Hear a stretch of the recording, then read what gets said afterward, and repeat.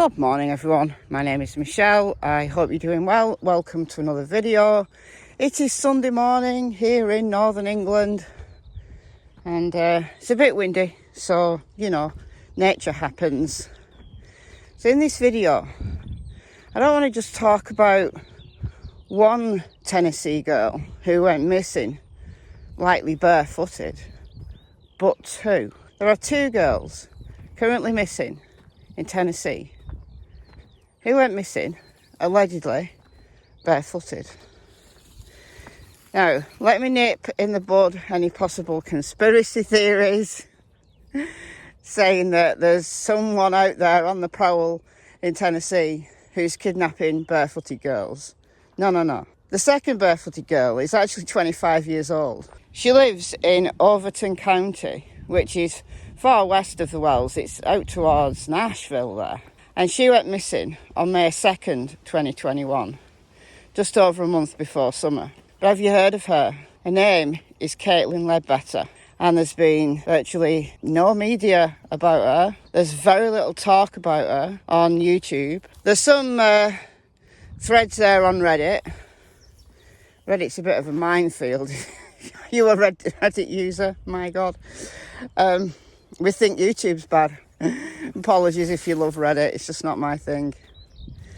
So I could have made these into two videos because there's no connection between the two cases other than they both went missing allegedly barefoot and they're both in Tennessee. The contrasting cases, really, in that one, our lovely beautiful Summer Wells, has had more publicity than the vast majority of missing people get on social media. And then this Kaitlyn Ledbetter, who's had virtually none. They are two separate topics, but because I fancy a long walk this morning, I want to take you with me. It's not even 7:30 yet. This clown here got me up at like 6 a.m, so I've been up ages. So when I go for a long walk, clear the cobwebs out of my brain, you can come with me. So let's start with summer. Now, yesterday I went through the very first media. I wanted to just lay that groundwork in a video. And I had loads of comments saying, Michelle, you're just out for money.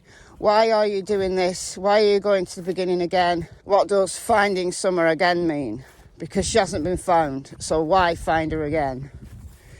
Now, I explained this in a video the other day where I said I wasn't going to attend to any of the drama at all. I wasn't going to address it. I wasn't going to mention it on this channel. You know, that woman, Jessica, who claims to have been talking to Grandma. And I just think it's ridiculous. And I said, it's time to find Summer again. It's time to put the spotlight back on Summer because she's getting lost. She's getting lost amidst all the drama. People are turning away from her case because of all the drama. So let's find Summer again. I know these videos that I'm doing are not going to be popular.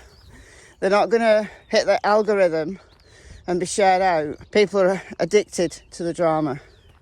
But I think there's enough of us out there who want to concentrate on Summer, her life, the circumstances of how she went missing, and to just go through every possible clue, every possible angle there might be. So that's why I'm finding Summer again on this channel. And yesterday I went back to the beginning in relation to the media. Today I want to go back to the beginning relating to Summer's world, where Summer actually lived.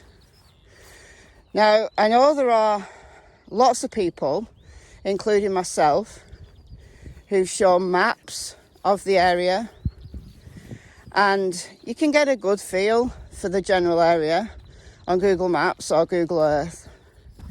But because the Google car that goes around, like recording roads, well, it hasn't made it down Ben Hill Road or Fields Road or Bell Road, or It does a portion of Chimney Top Loop actually over the other side of the mountain. Just kind of zooming down onto these roads, you get a feel for directions and the lie of the land, but you don't actually see it.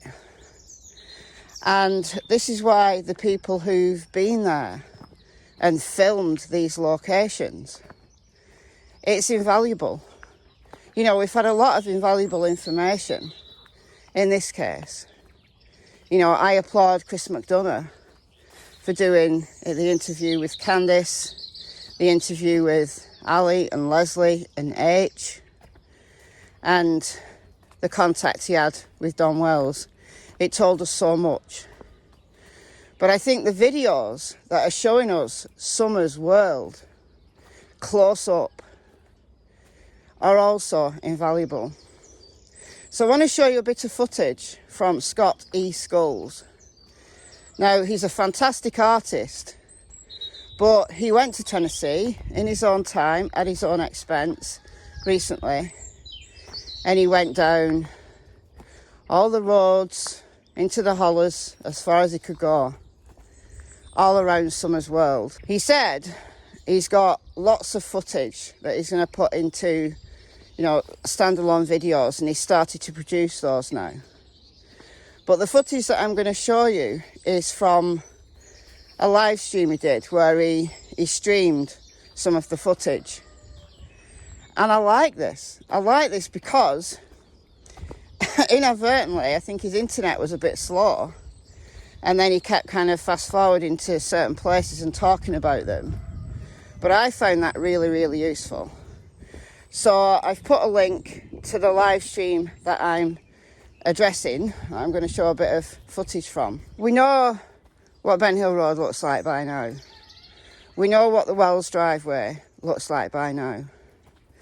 But we've had much less footage. We've had some from further down Ben Hill Road. Now, the Heels on the Ground people have filmed some, which is great, but Scott's footage is just so clear.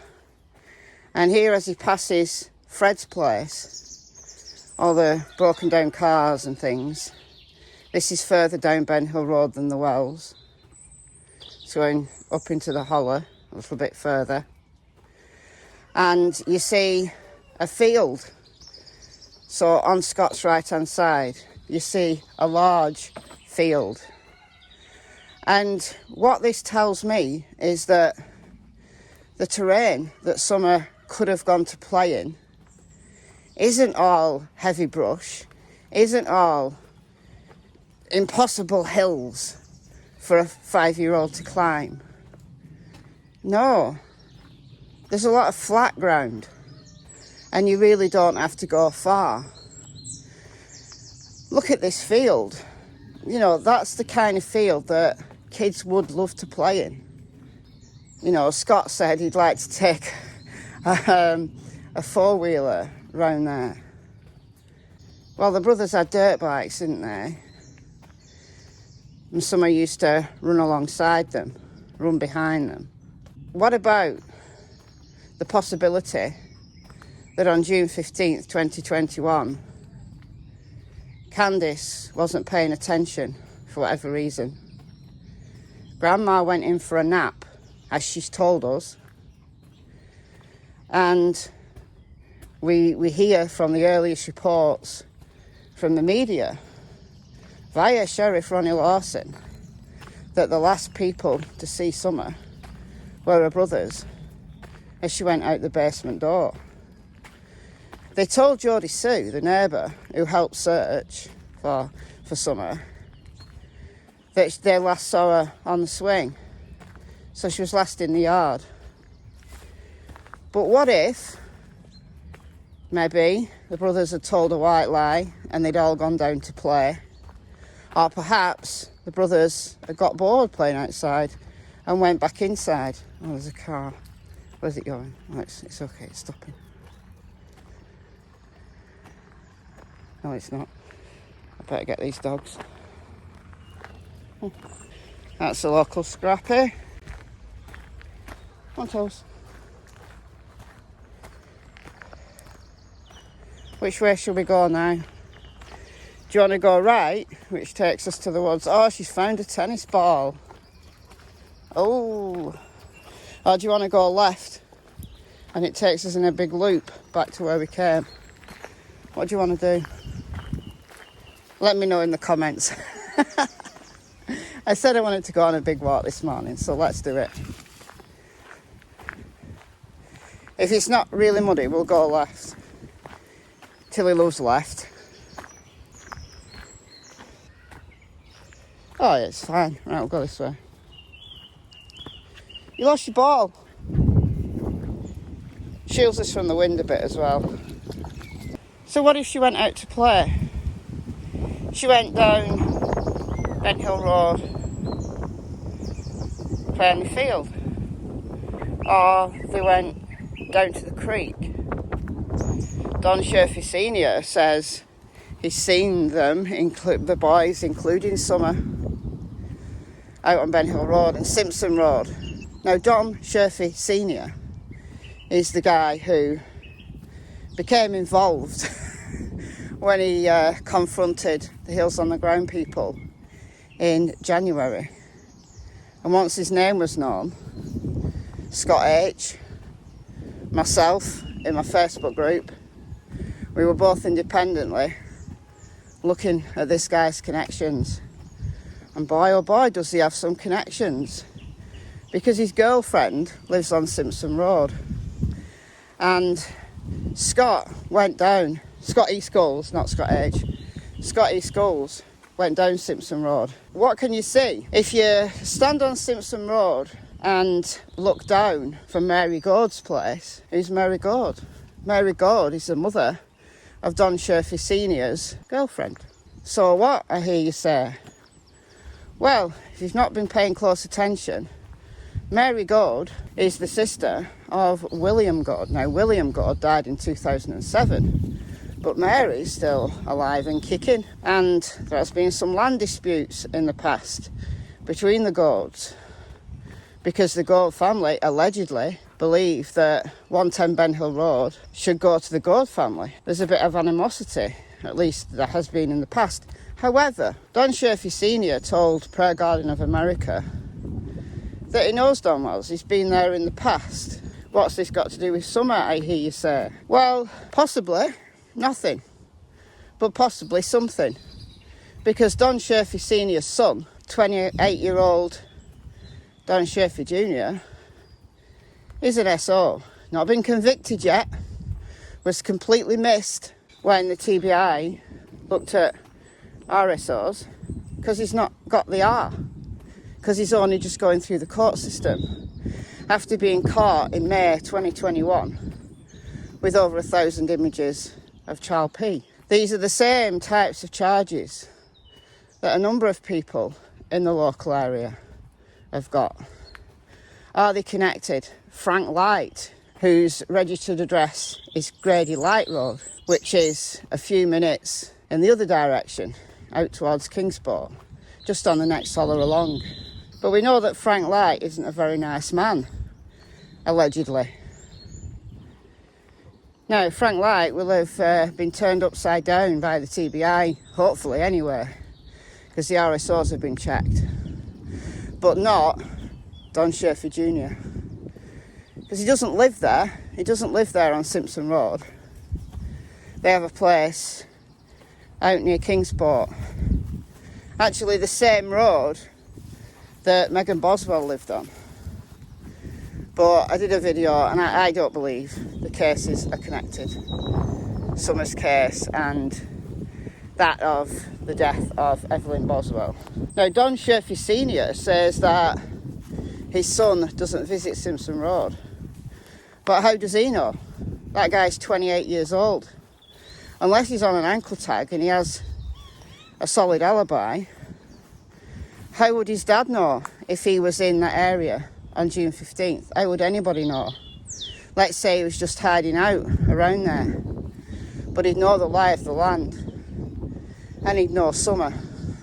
The family knows Summer. That's all I'm saying. Done a number of videos about him because he's high on my suspect list. But so are Don and Candice. Don and Candice are still high on my suspect list.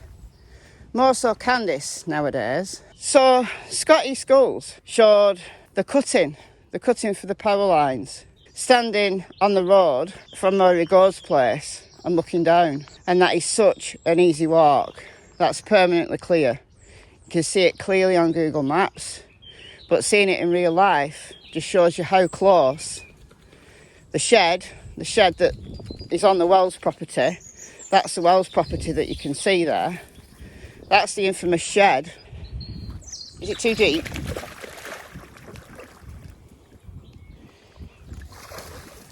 And what if Summer went out playing on the field, down Simpson Road, up from the creek? So close, and perfect place for an active little 5-year-old to play. Now, the footprints that are a problem for some people, well, the dogs sit on them. Talked about it yesterday, I've talked about it in numerous videos. I don't want to be accused again of repeating myself. Suffice to say, search dogs hit in a few spots, 2 of which contained barefoot child's footprints. Casts were made, allegedly. They could have been from the 15th of June, or they could have been a day or 2 before. Because ground scent dogs, footprints on the ground like this, right? That scent is going to bed in. It's not like air scent, which quickly wafts away on the wind. That can last a week, even more. So it could have been in the days before Summer disappeared that these footprints were made. And she wasn't out there on June 15th. And Don Schaefer Jr. or someone like him didn't abduct her. Something else happened. That's why, in my mind, the family are still suspects. But this footage is brilliant. It's really good. And it made me laugh. One of the comments he made about the roads leading into the hollers, that the public roads, and then suddenly you get to a point where it's gated and it becomes private property. And he said, how can that be? How can someone just put a gate over a public road? Yeah, and I feel the same. Now, obviously, the laws must be different in Tennessee, because in the UK, if a path has been walked for 20 years, it actually becomes a public right-of-way, regardless of what the landowner says. So people always say, Michelle, you're trespassing through all these fields. These fields are not yours. No, they're not. But there's public rights of ways all through these fields. Now, where we've come from, up there, where the old Roman road is, and then the path that goes down the hill, down there. Years ago, when I was a kid, my granddad was on the parish council. And he was always going seeing the farmer for trying to stop people using the paths. And every single year, and he still does it, he digs up the paths with his tractor. And we have to stake out the paths again. Every year he does it.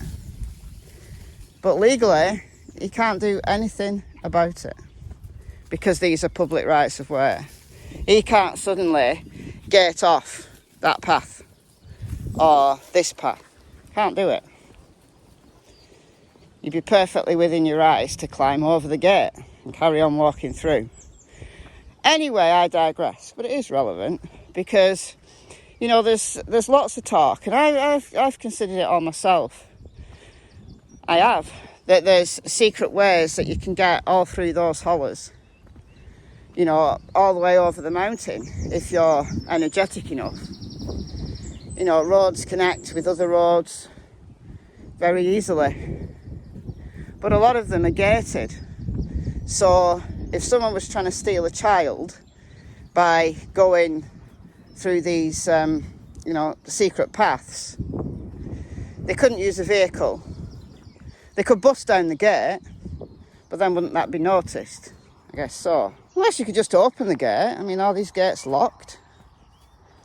But you're stepping very much on private land, whichever path you go down. You get noticed. So the chances of stealing a child like that, I don't think are very, very plausible. I don't think Summer was stolen by going down these secret roads and taking her off over the mountain to Orton Highway and beyond. I think that's a very, very risky strategy. But if Summer was close by and someone was around, you could easily take her from this field or from down the creek near the shed, from Simpson Road.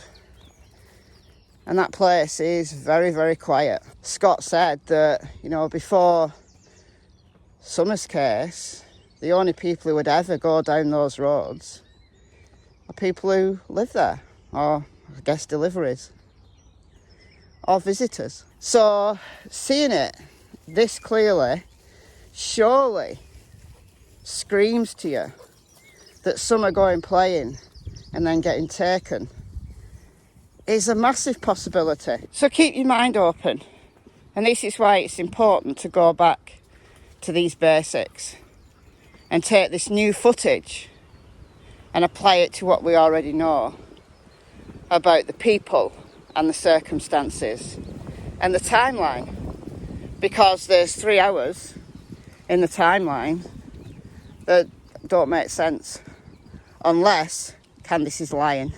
I made lots of videos about that. Candice is lying. She is. So, let me know what you think about all of that and the footage from Scott E Skullz. Fantastic work again, Scott, and huge credit to you. Please go and check out Scott's channel. He's starting to put videos up now with the footage that he took whilst he was there in Tennessee. Now let's move on to the other barefooted girl who's been missing in Tennessee. 25-year-old Kaitlyn Ledbetter. There's a lot behind this and I'm so surprised that people just haven't picked up on it. But I have, so let's talk about it. No idea what she's found. What did you find? Hi, Tools. Whoa! Bit muddy down there, is it? Oh, cool, yeah, fantastic. Stop harassing the ramblers. Yeah, good girl. 25-year-old Kaitlyn Ledbetter was living at her dad's place in the 100 block of Turkey Town Road in Overton County, Tennessee. And she was last seen, allegedly, according to her dad, in the very early morning of May the 2nd, 2021, around 5 to 5:30 a.m. She jumped out of a 7-foot window wearing pyjamas and with no shoes on. And she's never been seen since. If you take a cursory glance at social media, you see that searches have been done in the woods, the direction of travel last seen into the woods.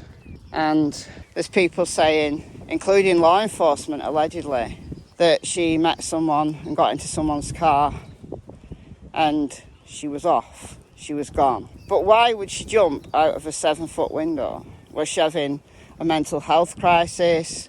Well, according to her dad, they'd had an argument and she left. But the story is more intriguing than I first thought. Because once I dug into this case, I came across this fantastic live stream on a channel I'd never heard of called TCSpotlight. And there's a nearly 2-hour live stream on there with TCSpotlight, whoever that is, interviewing Kaitlyn's sister and her auntie. And they've given a ton of information that people just haven't picked up on. So I'm going to play you a little snippet or two from this live stream, but I'll leave a link to it in the description box, and please go over and listen to this. Now, of course, Everything that we're going to hear and everything that I'm going to say is alleged based on what Kaitlyn's sister and aunt believe. The other thing people have picked up on in this case, that in August 2021, the house burnt down and Kaitlyn's dad's girlfriend died in that fire. Is that connected to Kaitlyn's disappearance, or is that just a freak accident? Don't know. But what happened to Kaitlyn, according to her family, is very much caused by her dad. So let's listen to a couple of minutes of Kaitlyn's sister telling TCSpotlight. Can I get down there? About what happened on the day Kaitlyn disappeared. I want to go back. When that morning on May 2nd happened, what did your dad say was the reason why she even left that early in the morning? He said that they had gotten in an argument about her boyfriend staying all night with her. He didn't want him there. I guess that caused the argument. Then I got another story from his girlfriend. I mean, they kept changing. The story kept changing, and in that little period of time, just getting there, she tells me that Kaitlyn was trying to sacrifice her or something, got her dog, and my dad kicked in the door, and she got scared. Now, your dad and his girlfriend were very much drug users. Yes. My dad, for sure. I know his girlfriend very well. I just met her, but I just what I've heard of, over the phone and stuff. But yeah, he was a very heavy drug user. Always has been. So, like him saying, and he, was there anything else that, growing up or anything that would make, like, kind of solidify that he was kind of the sacrifice, like trying to do that? I mean, he's a sociopath, or whatever you want to call it. Like, he has no emotion. It's all when he started crying like that, I've never seen him show any kind of emotion like that, like real, tears or anything like that. It's always like, poor him, or, he's never ever been a father to us. And, I wouldn't put anything past him, honestly. He treated my mom horribly. And us. I just wanted people to know why she initially even was said to have left that morning. Yeah. Well, he was known to put his hands on me and Kaitlyn. So, I mean, if they got physical, also. I mean, he keeps putting hands on me. So, in relation to them fighting about her boyfriend being over there, why did that strike you odd at all? Yeah. I mean, not really, because he always, made a big deal about him being there. Yeah, he bitches about everything. Yeah, so. But the weird thing about it is, whenever she was staying with me right before this happened, they would talk on the phone, her and her boyfriend, like all night, all morning, and a few times she's like, "Where you at?" And he's like, "Oh, no, your house, your dad's house." She's like, "Why are you?" While she was with you, went out there. Yeah, exactly. Yeah, and she was like telling me, she's like, I don't understand why he's out there when I'm not there, but when I'm there, Dad doesn't want him there, Oh, this has created a nice little staircase for me to get up. That's cool, isn't it? Do you recognise this place now? Bet you do. Yeah, it is a little bit difficult to hear. It's much better if you put headphones in. You can hear it quite clearly with headphones in. But what Kaitlyn's family are claiming is that when Kaitlyn was away, she was staying with her family before she disappeared. I believe they're from Indiana, based on their social media. And while she was away, Kaitlyn's boyfriend was allowed to stay at Kaitlyn's dad's. But when Kaitlyn was back home, her boyfriend wasn't allowed to stay, which is bizarre. Why would he be allowed to stay when Kaitlyn's not there, but when Kaitlyn's there, he wasn't? And allegedly, according to the family, this is what the argument was about, Kaitlyn's boyfriend. But the family also allege that there was a relationship between Kaitlyn's dad and her boyfriend. Now remember, this is only according to the family. This is hearsay. I know that you were talking about something that Kaitlyn might have seen that she should not have seen. Yeah. There was I don't know how to put it, more of a relationship between my dad and her boyfriend, and she had proof of it, and she had told me about it. And this was going on for at least a year and a half, 2 years. She was telling me things like this, and I didn't really believe it until I seen evidence of it that she had. So So she found this out. yeah. How soon before she found this out before this happened to her? I don't know how soon it was before she actually had the evidence, but she, like I said, she had told me at least. Well, when did she tell you? Yeah. About 2 years ago, she started telling me about little things here and there that she thought. That she thought, but she wasn't for sure. You know. Yeah, that she thought. That. Yeah. But something wasn't right. Yeah, and then. And then you find out that he's over there. When she's not there, but when she's there, he's not allowed over there, and that just doesn't make sense. Yeah, and even when I first went down there on May 2nd, when I first met the girlfriend, she pointed out I didn't say anything. I've never told no one up until this happened, Kaitlyn, about any of that. Yeah. And so she had told me, something's not right between them two. She's like, I'm really a lesbian, so I know, when someone's, messing around or whatever.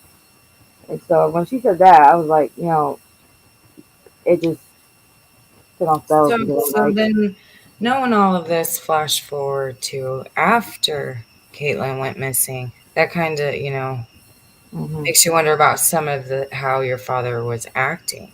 Yeah. Yeah, it's a lot to take in. It's hard to believe. Like, I feel bad for not believing. Not that I didn't believe her, but it's just crazy, Maybe she saw something she shouldn't, according to her family. Is that why she ran away? Or is it worse than that in relation to Kaitlyn's dad or even her boyfriend?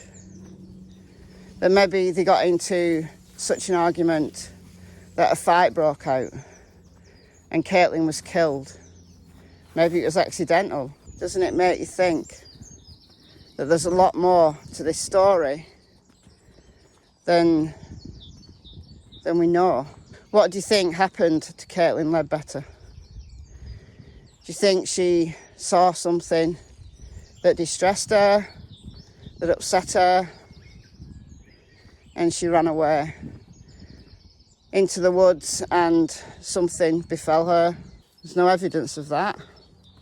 She's just literally gone poof into the early morning hours.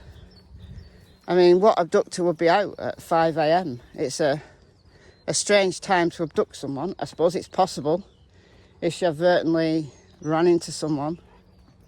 Very unlucky.